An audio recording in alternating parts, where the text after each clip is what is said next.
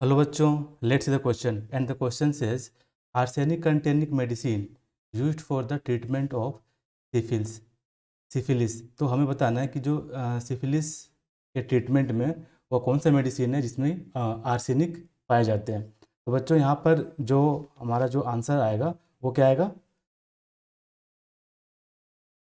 सेल्व सेल्वर्सन। ठीक है, तो ये जो मेरा जो सेल्वर्सन है, सेल्वर्सन में क्या पाया जाता है बच्चों? आर्सेनिक पाया जाता है।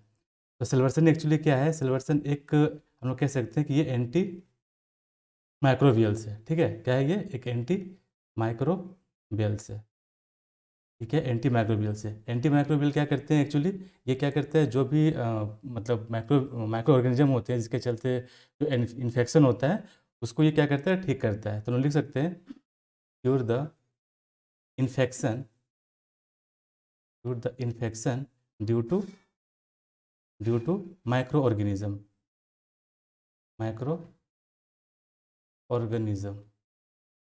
ठीक है बच्चों, तो यहाँ पे हम लोगों ने देखा कि जो सेल्वर्सन है वो एक तरह का क्या है? एंटी माइक्रोबियल है। तो अब इसका हम क्या करते हैं, इसका हम स्ट्रक्चर देखते हैं। बेसिकली इसमें आर्सेनिक होता है। ठीक है, तो इसका हम स्ट्रक्चर देखेंगे तो इसका स्ट्रक्चर कुछ हमें इस तरह से देखने को यहाँ पे मिलेगा। NH2, फिर यहाँ पे है OH। उसके बाद यहाँ पर बच्चों हमारे पास क्या आएगा? आर्सेनिक, है ना? आर्सेनिक आर्सेनिक है। उसके बाद हमारा एक बेंजीन रिंग और लगेगा इसमें, और इसके बाद यहाँ पे OH एंड NH2। ये क्या बच्चों? सेल्वर्सन है। तो सेल्वर्सन जनरली किसके लिए इफेक्टिव होते हैं? ये एक बैक्टीरिया होता है ना, जिसको हम लोग क्या कहते हैं? क्या कहते हैं इसको? अस्पायरोकेट कहते हैं। तो अस्पायरोकेट के चलते ही क्या होता है? सिफिलिस नाम की बीमारी होती है। तो हम लोग लिख सकते हैं effects effects on the bacteria effects on the bacteria, जिसको हम लोग क्या कहते हैं? अस्पायरोकेट्स,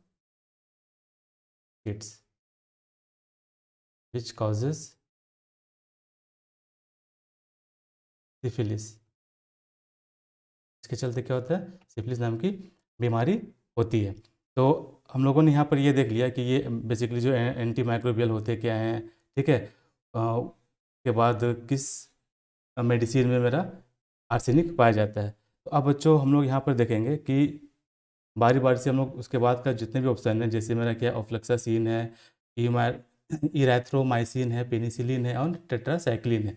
तो ये सभी जो हैं, यानी कि हम लोग कह सकते हैं कि option A, C, D and E, ये सभी बच्चों क्या है? एक एंटीबायोटिक है। क्या है? ये सभी क्या है? एंटीबायोटिक्स है। ठीक है, एंटीबायोटिक्स है। तो एंटीबायोटिक जनरली क्या होते हैं कि ये बैक्टीरिया के लिए ज़्यादा इफेक्टिव होता है ना। हम लिख सकते हैं कि ओनली